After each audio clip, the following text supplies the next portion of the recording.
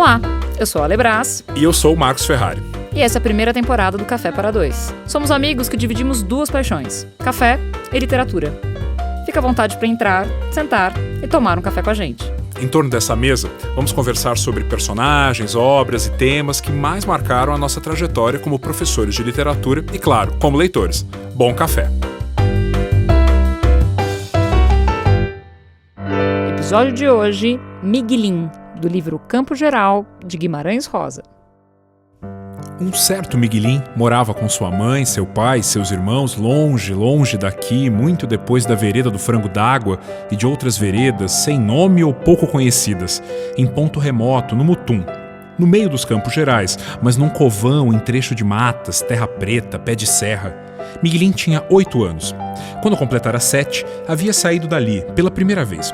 O tio Terês levou-o a cavalo à frente da cela para ser crismado no Sucuriju, por onde o bispo passava. Da viagem que durou dias, ele guardara aturdidas lembranças, embaraçadas em sua cabecinha. De uma, nunca pôde se esquecer. Alguém, que já estivera no Mutum, tinha dito: é um lugar bonito, entre morro e morro, com muita pedreira e muito mato, distante de qualquer parte, e lá chove sempre. Mas sua mãe, que era linda e com cabelos pretos e compridos, se doía de tristeza de ter de viver ali. Queixava-se principalmente nos demorados meses chuvosos, quando carregava o tempo, tudo tão sozinho, tão escuro, o ar ali era mais escuro. Ou, mesmo na estiagem, qualquer dia de tardinha, na hora do sol entrar, oê, o triste recanto, ela exclamava. Olá, pessoal! Chegamos aqui ao nosso último episódio, na verdade, o último episódio da primeira temporada do Café para Dois. A gente espera que vocês tenham gostado. E a gente escolheu, para finalizar esse nosso processo, ninguém mais, ninguém menos do que Guimarães Rosa. Guimarães Rosa. A gente deixou o mais difícil pro final. Pro final. Talvez, né? Para finalizar a nossa travessia aqui, tinha que ser ele. Tinha que ser o Guimarães Rosa, um autor que quando a gente fala, né, em Guimarães Rosa, as pessoas já, nas suas mentes, já criam algumas associações, né?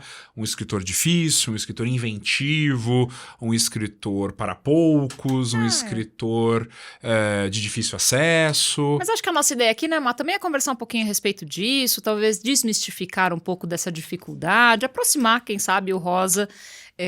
ou instigar a leitura de Guimarães Rosa, né? Pensando que todo o nosso projeto aqui gira em torno desse convite à literatura, essa aproximação com a literatura. Então, como tem sido tradicional já no início dos nossos episódios, vou fazer novamente a pergunta que já fiz em outros momentos. Como é que foi a sua aproximação, Marcos, com a obra do Rosa? Como é que se deu esse momento? Olha, eu acho que essa aproximação com Rosa, ela se deu em etapas, porque de fato ele é um escritor que, embora a gente leia no ensino médio e nós como professores, né, oferecemos ou indicamos essa leitura, até porque é um autor que sempre cai nos vestibulares, né, nos exames, não sei se quando você tem 15, 16, 17 anos, se você está pronto para essa leitura, né? Porque ela é uma leitura que mobiliza muita coisa ao mesmo tempo e é difícil, ou pelo menos é demorado esse processo de encantamento com Guimarães Rosa. Então, eu, quando estava no ensino médio, tive de ler o Sagarana, né, que é um livro de contos, são 9 contos, é a primeira obra são grandes, que o Graciliano, né? que o Guimarães publica em 1946, e tem contos muito bons, tem contos muito interessantes e tem uns muito difíceis, né? Então a minha primeira lembrança é da dificuldade, é da incompreensão, o não gostar, né? Claro, quando você se depara com um autor dessa estatura e você não entende, você imediatamente não gosta, né? Você coloca no escritor a culpa, né, das suas limitações. Depois, já na universidade, eu entrei assim num segundo tempo com Guimarães Rosa, e aí eu li o Grande Sertão Veredas. É um acontecimento na vida de qualquer pessoa. Não só na literatura brasileira, né, um divisor de águas, mas é um divisor de águas na vida de qualquer leitor. Né? Acho que se você chega ao final do Grande Sertão Veredas, você chega ao final de qualquer coisa, né? Nada mais é obstáculo para você. Então foi pelo Grande Sertão, que é um livro bárbaro, um livro que assim cabe o Brasil inteiro ali, o Brasil e o mundo, né? Naquele sertão. Aí eu me encontrei com Guimarães e desde então já reli o Grande Sertão várias vezes e tenho ele todo anotado, todo riscado, é lindo. Porque realmente é um livro que mexe comigo, mas demorou demorou para eu entrar nesse universo do Guimarães. Olha, e você? Comigo aconteceu uma coisa semelhante. Eu também li Sagarana, fazia parte das leituras obrigatórias ali do vestibular. Também tive a mesma impressão que você, gostei de alguns contos, outros me pareceram muito herméticos. Me lembro especificamente daquele São Marcos, que eu acho um conto muito difícil. Muito complicado mesmo. Muito complicado.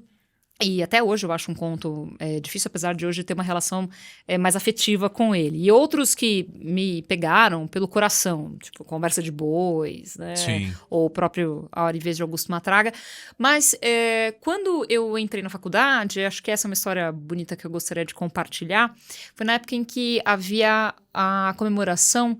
Agora, não me lembro se dos 50 anos de publicação do Grande Sertão Veredas, acredito que eram 50 anos de publicação.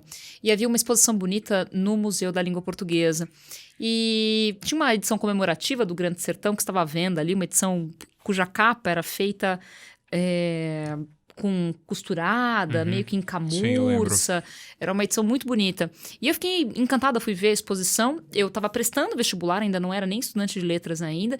Fiquei encantada com aquela edição, mas não tinha condições financeiras de comprá-la.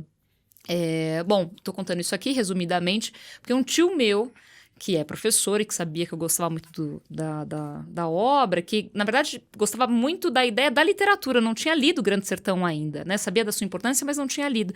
Ele comprou para mim escondido o livro. Olha só. E ele me deu de presente no dia em que eu entrei na faculdade.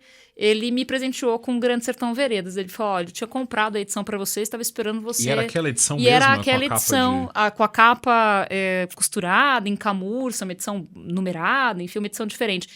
E eu fiquei, claro, é uma das minhas edições do coração, tenho esse livro, eu brinco, que é minha herança, né? Não sai da minha casa de jeito nenhum, para pegar ela eu tenho que pegar ali a luvinha. Com autorização, com né? autorização, com certeza, essa não sai de casa de jeito nenhum.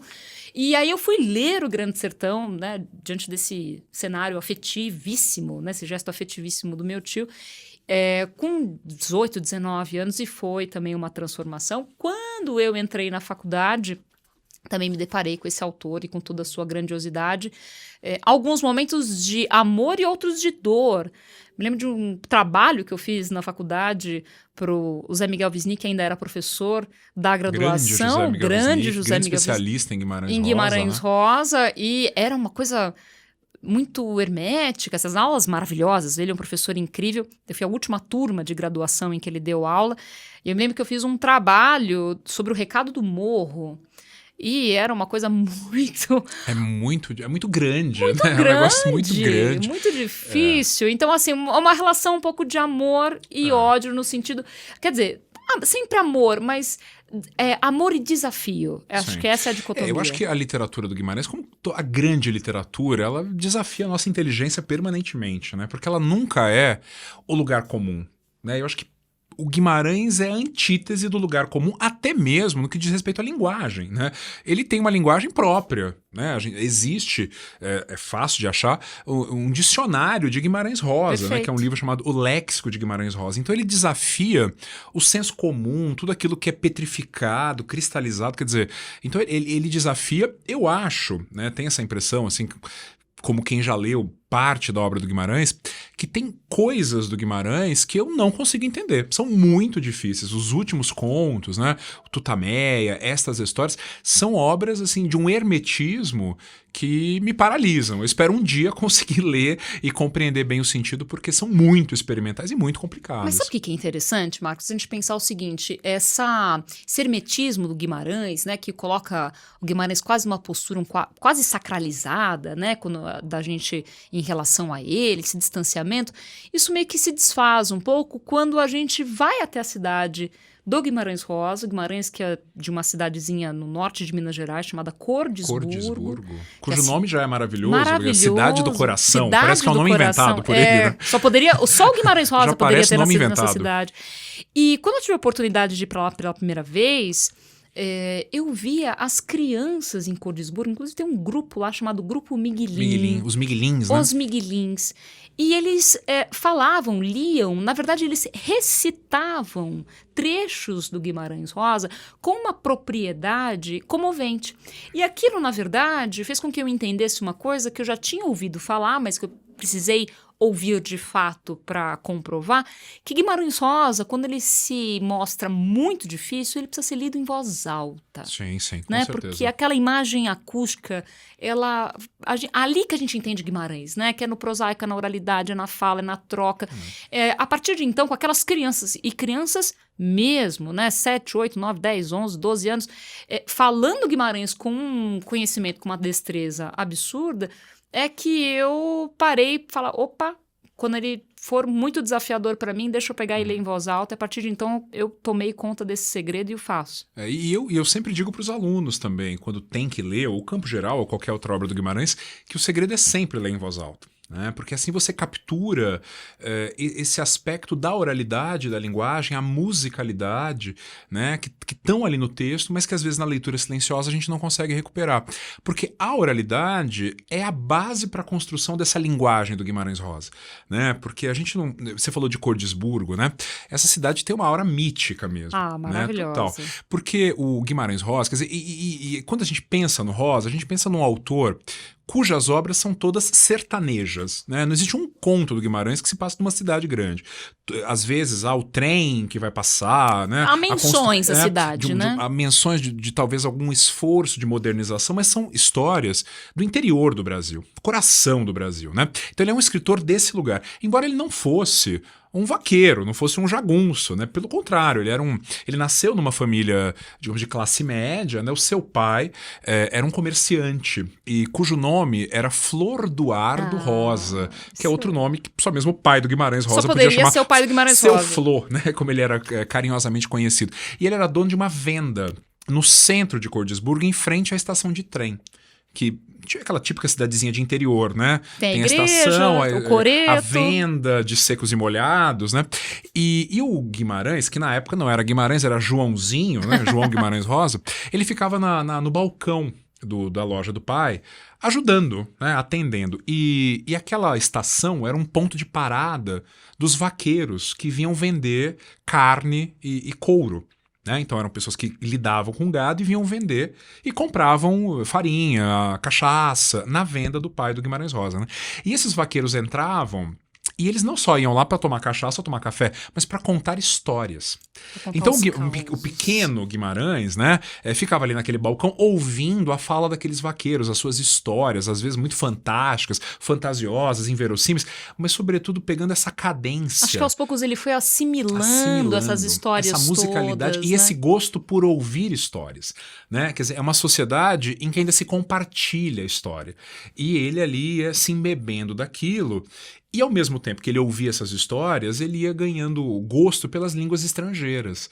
Né? Tem uma história, né, de que uma vez na casa da família do Guimarães Rosa apareceu um eletricista. Não sei se você já ouviu essa história. Não conheço. Não sei se é verdade, mas se não é verdade, se não é vero, é bem trovato. Né? Se não é verdade, é bem contada essa história. Que foi um eletricista japonês arrumar alguma coisa na casa do Guimarães Rosa, e esse eletricista teria falado algumas palavras em japonês, e o Guimarães falou, quero aprender japonês. Ele é criança. Falou, quero aprender essa língua.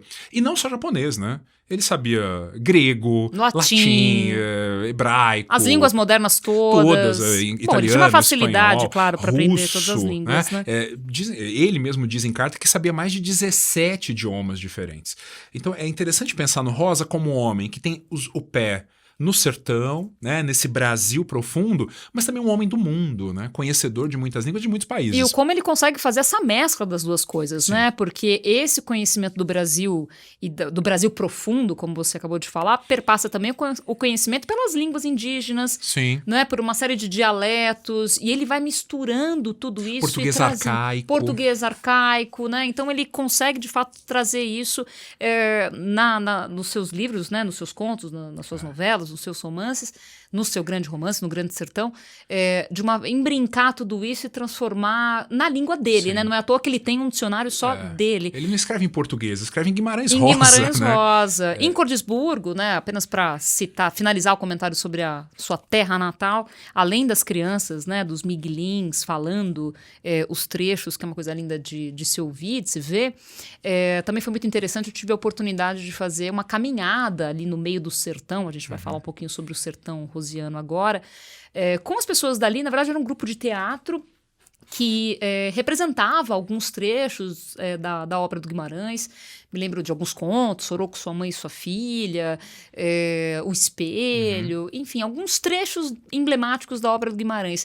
E naquele lugar, né? Então você ia fazendo uma caminhada, de repente aquela caminhada parava e os atores representavam uma cena.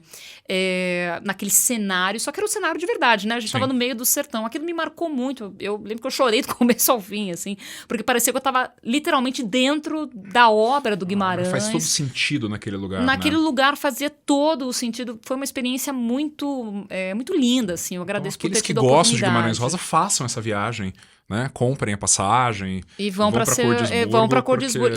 E se puderem ir em julho, especificamente, é onde tem a Semana Rosiana, que é uma semana de comemoração, de festividade, de homenagem, claro, ao seu filho ilustre, o filho né? mais ilustre, né? Isso que você falou é verdade, né? Quer dizer, tem o português arcaico, tem as línguas estrangeiras, as línguas vivas ou mortas, as línguas indígenas, o falar sertanejo. É como se ele libertasse todas as línguas que estão aprisionadas no português, né? Ele abre uma porta e ele faz falar aquilo que está oculto, né? Ou aquilo que, digamos assim, a literatura sempre recusou, né? Digamos assim, a literatura, os grandes escritores sempre escreveram no português urbano, culto, e o Guimarães faz uma grande mistura representando o que seria talvez a língua brasileira, que é uma língua misturada, né? E ele usa, né? A gente não pode deixar de falar isso também. Além dessa experiência linguística riquíssima de que o Guimarães Rosa é dono e acaba por nos proporcionar, ele também vai acabar nos expondo a um cenário, a um espaço mítico. Sim. Existe uma relação espacial geográfica verdadeira, que é o sertão, né, que ficaria ali em torno de norte de Minas, um pedacinho de Goiás, um pedaço do sul da Bahia. Quer dizer, a gente consegue localizar no mapa esse sertão de que o Guimarães Rosa tanto fala, né, em que as suas obras estão situadas, mas, de verdade, o sertão do Guimarães Rosa vai muito além do espaço físico, Sim. né, porque esse sertão do Guimarães Rosa, até eu acho bonito quando a gente fala sobre isso em sala e lê isso também, lê sobre isso, é o ser né? É o espaço em que é possível ser muito, em que é possível o homem se encontrar consigo mesmo, até por conta dos grandes silêncios. Ou seja, o sertão, aliás, é uma fala dele, né? O sertão está em toda parte. Está em toda parte, dentro da gente, principalmente. E dentro, né? da gente. É como se o sertão fosse esse lugar, é como se fosse um laboratório, né, de uma humanidade que está fora do tempo. A gente lê o Guimarães Rosa, a gente não consegue saber em que ano as histórias se passam, né? Pode se passar no século XIX, XVIII ou XX, né? É como se fosse esse lugar isolado, parado no tempo, em que a própria linguagem se reescreve, né? Se reinventa.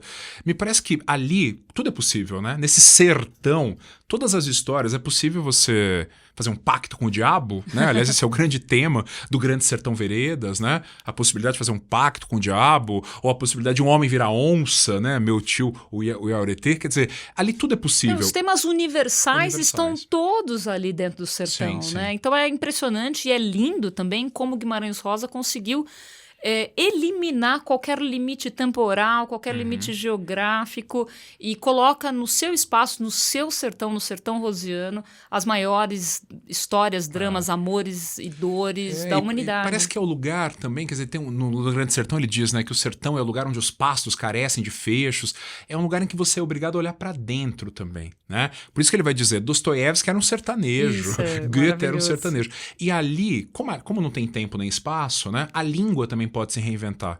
E eu acho que pro Guimarães, não sei se você concorda comigo, é como se ele quisesse fazer com que a língua parecesse com a coisa, né? Porque as palavras elas são arbitrárias, né? Quer dizer, o som das palavras não tem nada a ver com as coisas. Mas parece que ele tenta fazer com que... É como se ele desse nome às coisas de novo, né?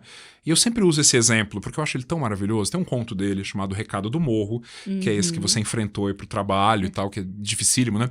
Que tem uma hora que ele vai descrever aquela paisagem montanhosa de Minas Gerais, né? Inesquecível. E ele fala de rios que são rios meio porosos, que vão entrando pelas montanhas e tal, com grandes sumidouros, né?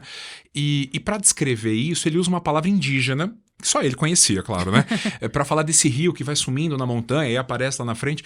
E ele diz que esse rio se chama Anhanhonhacanhuva. Impronunciável, gente. Anhanhonhacanhuva. Quer dizer, é como se tem a vogal aberta, o A, mas tem o nasal, ao representando falar a coisa palavra, montanhosa. você vai vendo o rio. Quer dizer, ali, né? som e imagem.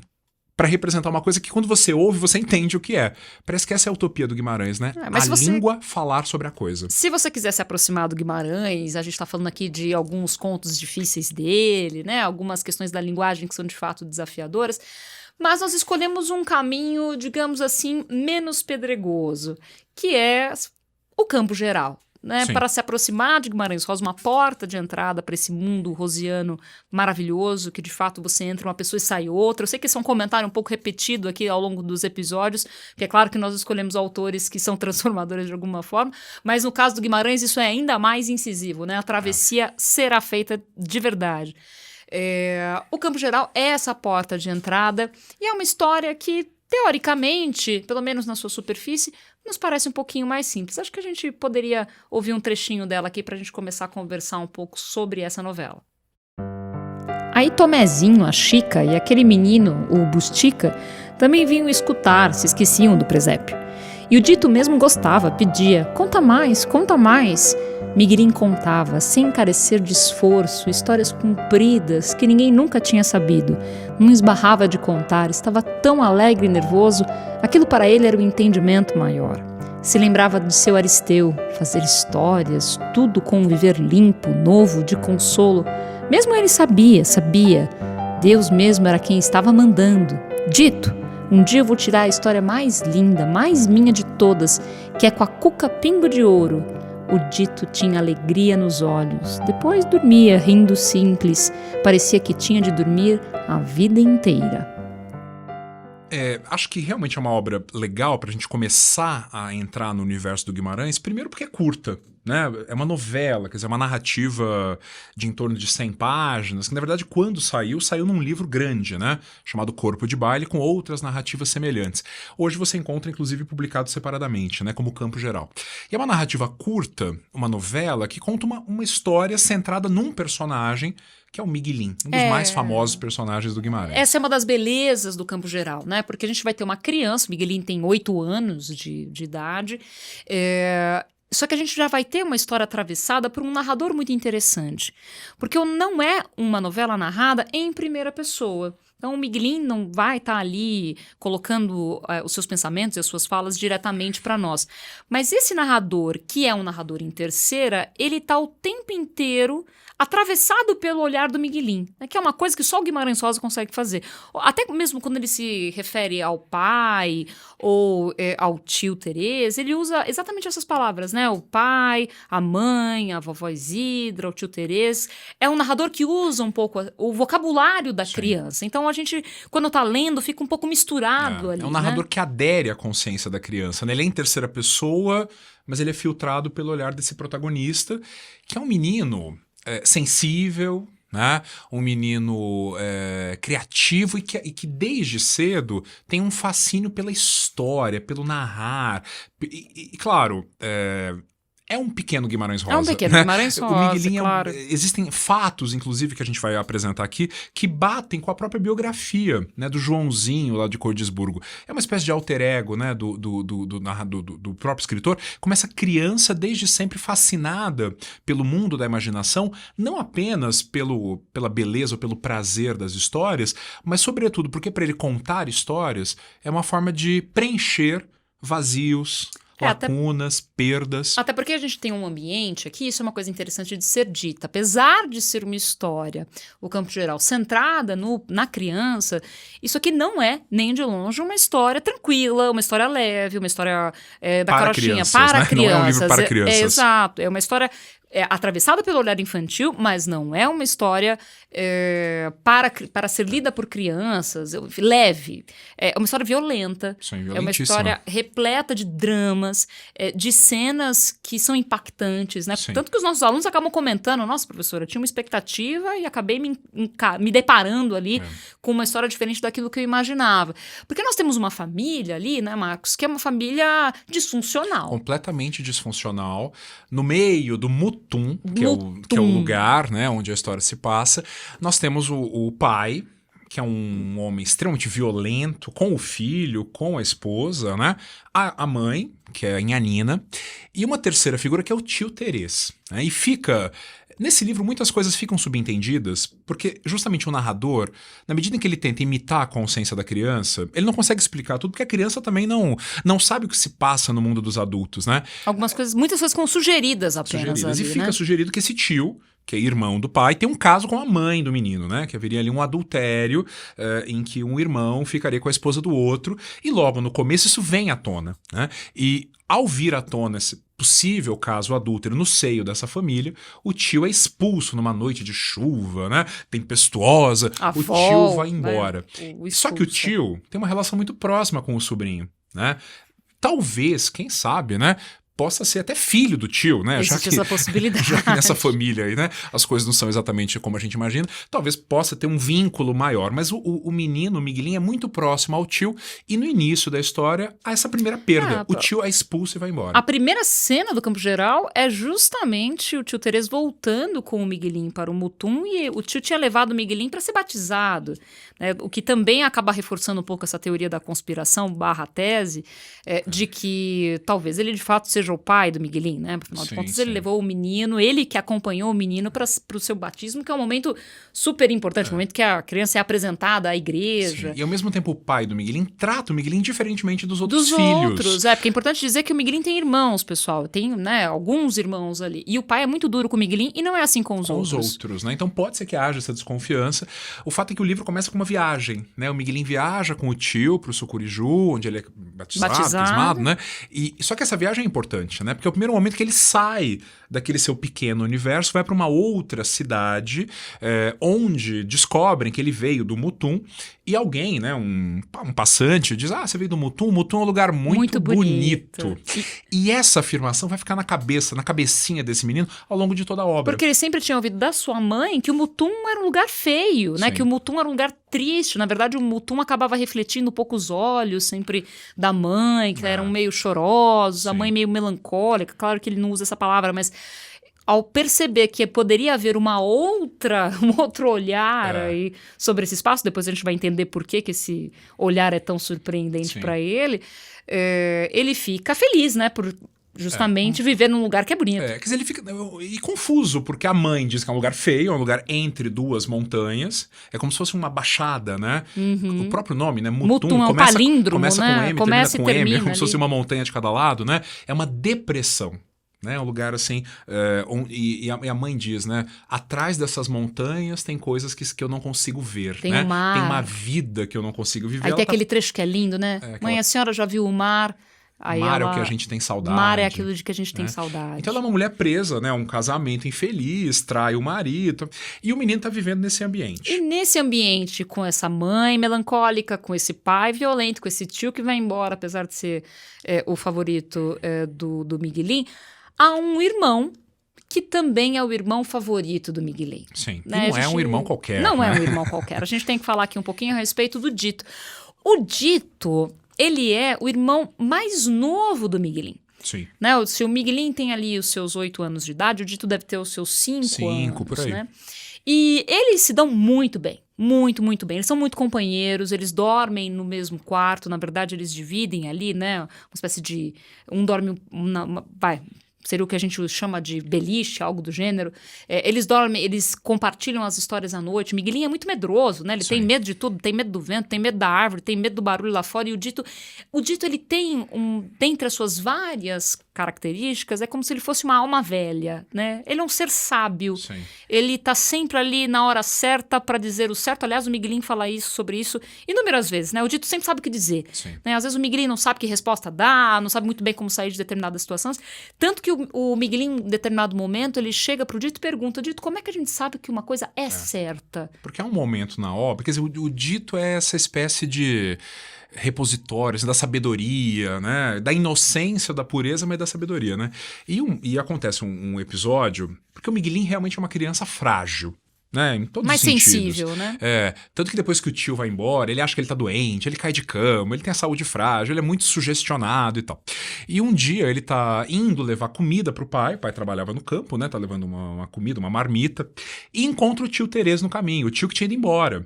Né, tinha sido expulso da casa. Embora o menino não entenda exatamente o motivo, né? E o tio, que sempre muito carinhoso com o Miguelinho, né? Entrega a ele um bilhete e diz assim, entrega esse bilhete pra sua mãe. Esse é o trecho que eu acho uma sacanagem desse tipo. Vamos falar aqui, Tereza que né? ele foi meio... Ele poderia... Olha a responsabilidade que ele coloca sobre a criança, gente. Ninguém merece. Rolo dele, né? Fala, leva pra sua mãe, né? E o Miguelinho, quer dizer, ele poderia ter levado, mas ele percebe... Ele fareja alguma coisa de ali não tá esquisito certo, ali, né? Ele viu o pai batendo na mãe, né? Ele viu o tio sendo expulso, a própria avó fala de Caim e Abel, quer dizer, alguma coisa tá errada, mas ele ama o tio. E ele não quer prometer ao tio alguma coisa e não fazer. O coitado fica numa sinuca de bico, né? Ele não sabe se ele trai o tio ou trai o pai. Quer dizer, trai entre aspas, porque ele não sabe exatamente o que tá incomodando, mas ele acha aquilo esquisito. Ele vai prejudicar alguém, né? Fazendo ou não fazendo. E aí esse menino se interroga justamente sobre o sentido ético de uma ação. Quer dizer, ele é uma criança, mas ele se coloca essa questão, né? Como é que eu sei se eu posso ou não fazer alguma coisa? E criança é assim mesmo, né? Eles vão pergunta pra mãe, pergunta pra dizer o quê, e cada um dá uma resposta diferente, né? Ele pergunta assim, mas como é que eu sei se aquilo que eu tenho que fazer é certo ou não? E ele pergunta pra um, pra outro, e até que ele pergunta pro irmão. E o irmão é a única pessoa que consegue esclarecê-lo, né? E o irmão dá uma resposta que é maravilhosa. É lindo. O dito diz assim, bem, antes de você fazer... Tudo é mal feito. Depois que você faz, é bem feito. Quer dizer, faz, depois você conserta, cara. Para de... Tanto que ele fala assim, Miguelinho, você fez alguma coisa errada, né? Você tá querendo esconder. Ele fala, não, então faz. Depois você resolve, né? Depois não adianta chorar. Bom, o fato o Rosa é o filho da mãe porque a gente vai se afeiçoando ao Miguelinho, vai se afeiçoando ao Dito e vai se afeiçoando principalmente à relação desses dois irmãos, né? Que é uma relação ali repleta de carinho, de afeto, de companheirismo, de respeito. E quando a gente já está no ápice da paixão por esses irmãos, um belo dia eles estão brincando no quintal da casa e o Dito acaba pisando sem querer num caco de pote. Sim. E ao pisar nesse caco de pote, vale dizer que nós estamos falando de uma família no meio do mutum, ou seja, não tinha médico, tem mal vacina, tinha não tem remédio, médico, não tinha nada. vacina, não tinha, né, condições nenhumas ali para básicas, mínimas, de sanitárias. Esse menino vai ficando doente, vai ficando com febre. Tudo indica, na verdade, essa palavra não é usada ali no campo geral, que ele pegou tétano, né? Ele desenvolveu tétano. Uma infecção que não foi tratada. Uma infecção que não foi tratada. E o Dito não vai conseguir sobreviver.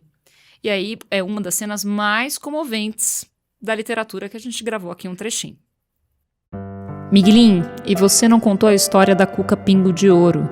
Mas eu não posso, Dito, mesmo não posso. Eu gosto demais dela, esses dias todos. Como é que podia inventar a história? Miguelinho soluçava.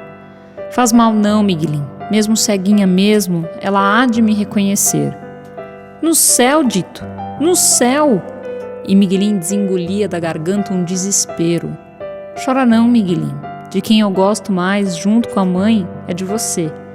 E o Dito também não conseguia mais falar direito. Os dentes dele teimavam em ficar encostados, a boca mal abria, mas mesmo assim ele forcejou e disse tudo. Miguelinho, Miguelinho, vou ensinar o que agorinha eu sei demais. É que a gente pode ficar sempre alegre, mesmo com toda coisa ruim que acontece acontecendo. A gente deve de poder ficar então mais alegre por dentro. E o Dito quis rir para Miguelinho, mas Miguelinho chorava aos gritos, sufocava. Os outros vieram, puxaram Miguelinho de lá. Essa é a cena da morte do Dito, né? Que é uma coisa de estraçalhar o coração de qualquer ser humano. Na verdade, é o momento da despedida deles, sim, né? O momento da despedida desses dois irmãos. E aí aqui, Marcos, eu acho que é interessante a gente comentar um pouquinho a respeito disso. A morte, ela vai ser uma das travessias, das inúmeras travessias, dos inúmeros processos transformadores que vão existir dentro do campo geral, né? O Miguelinho não vai ser o mesmo depois da morte do irmão, definitivamente. Na verdade, parece que o Guimarães está nos mostrando, quer dizer, a escolha de uma personagem infantil, eu acho que aqui ela absolutamente não é gratuita. Né? Eu acho que o Guimarães se interessa um pouco por deslocar a nossa perspectiva, né? Então ele vai mostrar a história da perspectiva de uma criança para nos dizer talvez que a criança tem que passar por certos percalços na vida, né? Como parte do seu amadurecimento. Coisa que nós hoje, eu tenho a impressão que nós, assim como sociedade, a gente quer cada vez mais privar as crianças de certas experiências, né? Achando que elas são traumáticas demais. E o Rosa parece sinalizar para outra coisa, né? Entender a perda, entender a finitude é fundamental para você se constituir como sujeito. Em uma sociedade contemporânea em que a gente quer privar as crianças das frustrações, e a gente já está, Sim. né, socialmente isso já tem cobrado o seu preço, porque, Sim. enfim, não vou correr o risco de ser leiga aqui, mas talvez nós estejamos nos tornando adultos cada vez mais frágeis, justamente por conta dessa redoma, desse telhado de vidro, né, em que muitas vezes a gente foi inserido, ou está inserido socialmente, estou usando um você genérico aqui, e o Rosa faz justamente o contrário, né, expõe o Miguelinho, coitado do Miguelinho, vai sofrer esse menino, parece hein? que ele tá querendo dizer assim que crescer é sofrer. Não é? E isso é verdade. Né? Não existe crescimento sem sofrimento. Mas será que precisaria ser tão sofrido assim? Porque ele exagera. Eu acho que não, aqui ele dá uma Miguelinho. exagerada, né? Porque, na verdade, esse percurso de perdas do Miguelinho começa antes da morte do irmão. Claro que a morte do irmão não é só a perda do irmão, é a perda de uma referência. É uma perda né? do maior amor dele. Mas ali, né? antes, só pra você ver como o pai do Miguelinho é um personagem canalha, né? O Miguelinho tinha afeição por uma cachorra, né? Tinha uma cachorra de estimação chamada Cuca. Cuca Pingo de Ouro, né? Que era uma cachorra já muito velhinha e cega. E isso não é uma coisa gratuita. Não é à toa. Guardem essa informação. Ela já estava quase cega, de tão velha, né? Mas o Miguelinho tinha uma afeição por ela, gostava dela. Tinha afeto por esse animal. E um dia, estavam passando ali pela propriedade alguns tropeiros e o pai do Miguelinho simplesmente deu a cachorra. Deu pro primeiro que passou, Sim, né? porque ele falou que a cachorra não tinha mais serventia nenhuma. Gente, como assim você coloca uma visão utilitarista em cima de um bicho de estimação? E desprezando os sentimentos do menino, né? E então só que ele não consegue se despedir da cachorra. A cachorra simplesmente vai embora, né? É uma falta, é um buraco, é uma fenda, né? É uma perda. E o Miguelinho sofre muito, né, com a perda da Pingo de Ouro, e ele vai entender essa perda, ou vai lidar com essa perda quando ele ouve uma história, né, a história de um menino que tinha uma cuca e perdeu essa cuca no mato. E quando ele ouve a história, que é um pouco o nosso processo com a ficção, né, quando eu ouço a história, eu entendo aquilo pelo qual eu passei. Mas olha que bonito isso, né? É o Guimarães Rosa nos mostrando que através da história a gente consegue elaborar as nossas dores e as nossas perdas e as nossas feridas. Não poderia ser nada mais rosiano do que esse trecho. Nada é mais rosiano do que esse trecho. Né? Quer dizer, a ficção, ela preenche esses vazios. Então, quer dizer, eu não tenho a Pingo de Ouro, mas eu tenho uma história que faz com que eu vivencie essa perda, mas eu entendo essa perda, né? Então, teve a perda da cachorra por uma baita crueldade do pai, a perda do irmão. E, claro, né? Claro, nesse contexto, a mortalidade infantil não era algo tão inédito, né? Ainda mais na situação de miséria como eles viviam. A família, aos poucos, vai voltando ao normal. Mas o Miguelinho não, com saudade do dito e tal, mas vão voltando ao normal. O Miguelinho não consegue. Eu acho que o Miguelinho, essa palavra não é usada ali no livro, mas ele entra em depressão. Né? Ele fica numa posição completamente resignada, ele perde a vontade de fazer as coisas. Ele fica melancólico, ele fica muito mais quieto. Tanto que o pai, né? O pai que é esse traste, tem uma hora que ele vira e fala, esse menino acha que ele fica incomodado com aquela posição meio prostrada em que o Miguelinho se encontra e fala, esse menino acha que é melhor do que os outros, porque ele quer, como se o Miguelinho estivesse fazendo aquilo para chamar a atenção. Né? E a partir da morte do Dito, na verdade, dessa reação ou dessa ausência de reação do Miguelinho, né, que entra num estado de letargia, a relação do pai, né, do Inhoberno, com o Miguelinho começa a piorar. Sim. Começa a ficar ainda mais tensa. A ponto do pai dizer que preferia que o Miguelinho tivesse morrido no lugar. Essa cena é tenebrosa, Dito, muito bem lembrado. Como assim? Perdi o filho errado, filho pra né? morrer. É um negócio terrível. E aí isso descamba para mais violência. Né? Quer dizer, tem um momento na obra em que um irmão, assim que morre o Dito, um irmão mais velho do Miguelinho que morava na cidade vem, né, pro velório e fica ali. E esse irmão é terrível, uma figura também, horrorosa. É outra pessoa, né? Que é igual o pai. Mau caráter e tal. E esse menino, esse rapaz, né, que é um irmão mais velho do Miguelinho, compra a briga com um menino da região, um menino pobre, indefeso. E o Miguelinho, para defender esse menino, chama Grivo, né, ele bate no irmão, mas movido por um sentimento de justiça. Né? Você é maior, tá batendo em quem é menor que você. E o pai flagra essa briga. Ele não quer nem saber qual é o motivo da briga. E bate no Miguelinho. Né? Dá uma surra no Essa Miguelinho. cena da surra, né, Marcos? Eu acho que é legal a gente fazer esse comentário também. Ela não é uma cena qualquer, né? Porque é uma cena... Eu me lembro de já ter passado por essa situação em sala de aula, de começar a ler essa cena e ter que parar porque eu percebi que gerou um incômodo muito grande.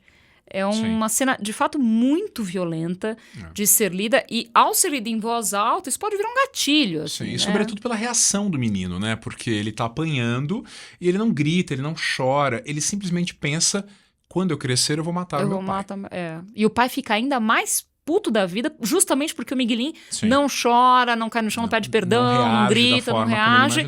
E aí o pai, não só satisfeito em ferir fisicamente o filho, agora ele vai querer ferir o filho psicologicamente. Não, é que eu acho que é pior, né? Porque o menino tem que sair de casa, porque se ele ficar, o pai vai matá-lo. Então ele tem que morar, ele fica 3 ou 4 dias na casa de um vaqueiro. Veja que família legal, né?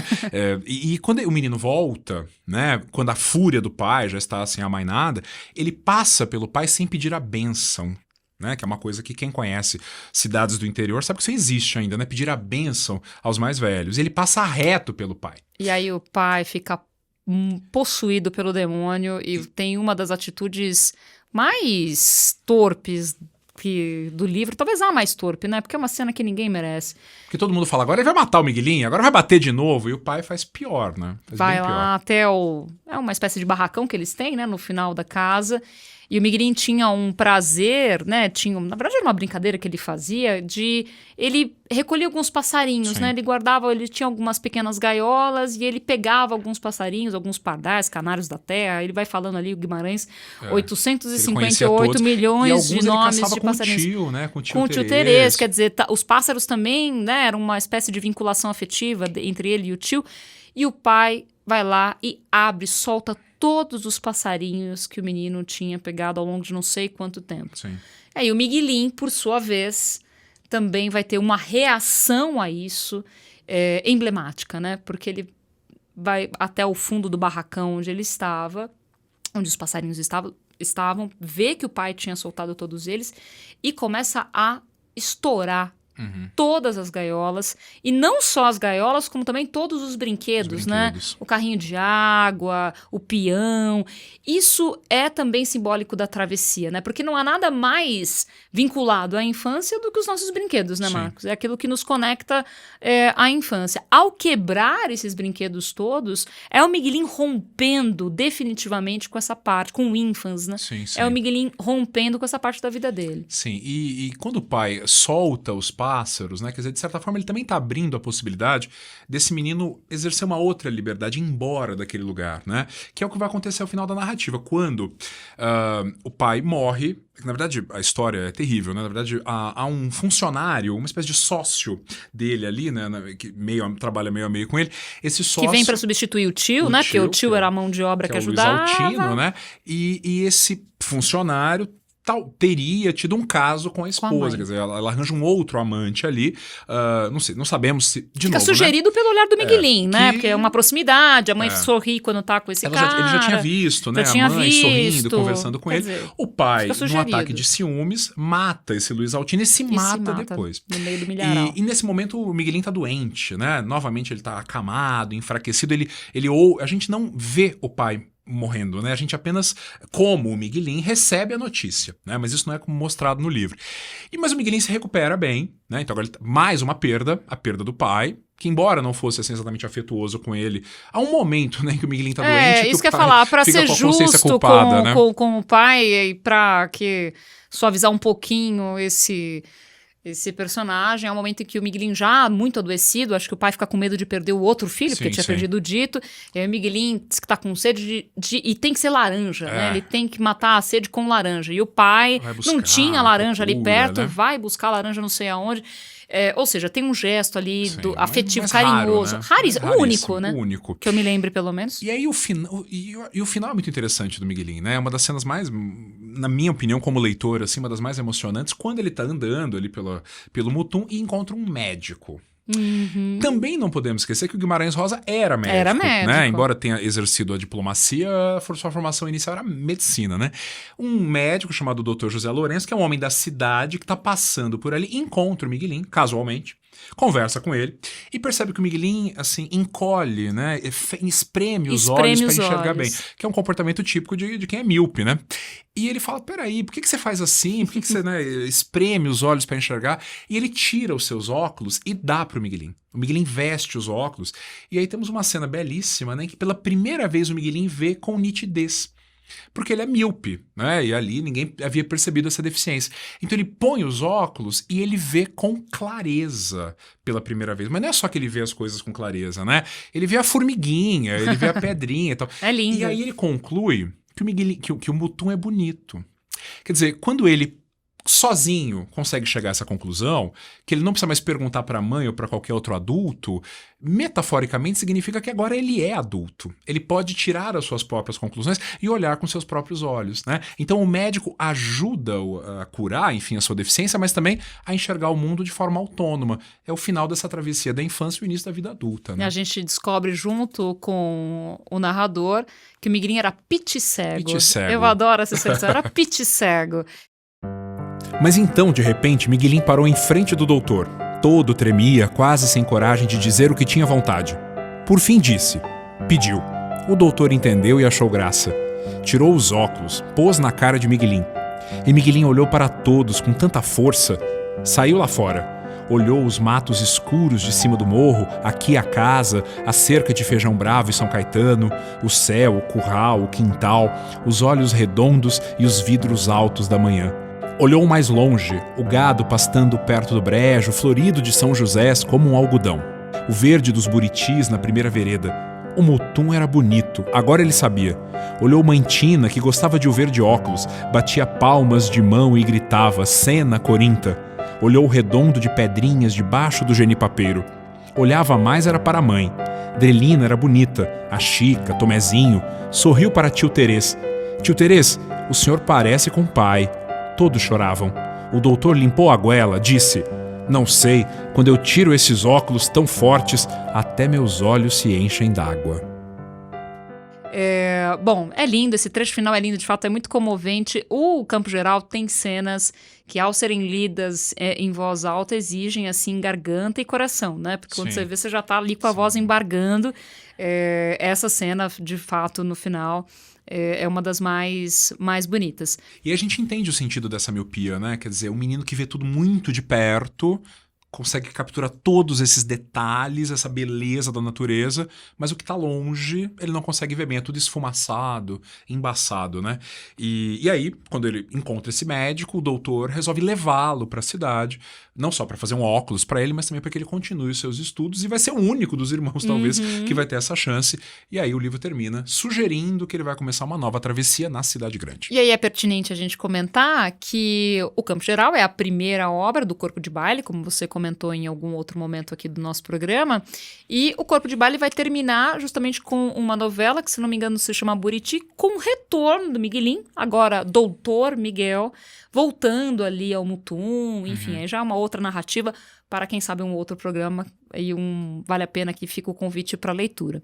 Bom, como eu sou também um pouco jovem mística, eu queria comentar que dois dos nossos grandes autores, né, Machado de Assis e Guimarães Rosa, eles acabam se encontrando de uma certa forma aqui, né? Sim. Porque, primeiro pelo polo oposto, Machado de Assis, uma visão, como a gente comentou, né, no nosso primeiro episódio da Capitu, muito negativa sobre a humanidade, né, aquele olhar de máscaras sociais, ninguém presta, ninguém vale nada.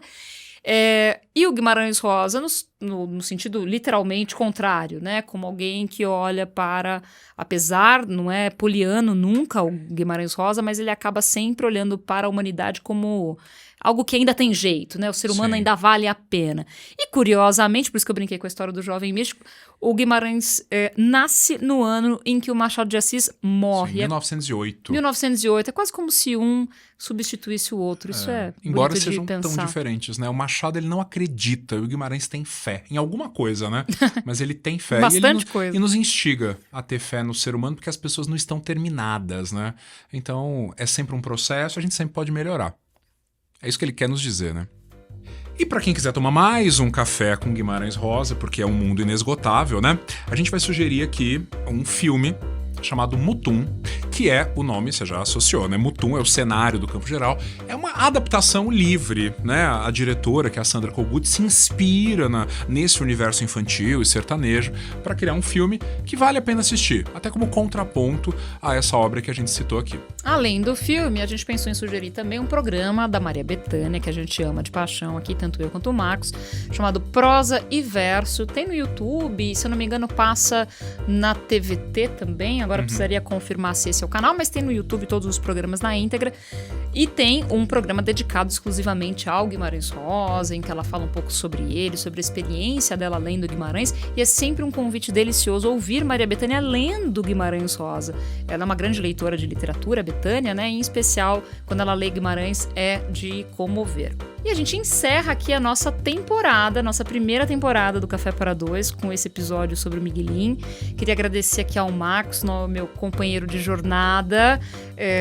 Foi uma grande jornada, roteiros, dias e muito café que a gente tomou para pensar em tudo isso. Queria agradecer também a você, a Lê. Foi um percurso delicioso por esses grandes escritores, que são escritores dos quais a gente gosta, então é sempre um prazer falar sobre eles. Espero que vocês tenham gostado.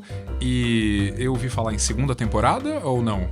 Quem sabe, fica aqui o enigma da travessia. Até mais, pessoal. Até breve. Tchau, tchau. Até mais. Tchau, tchau.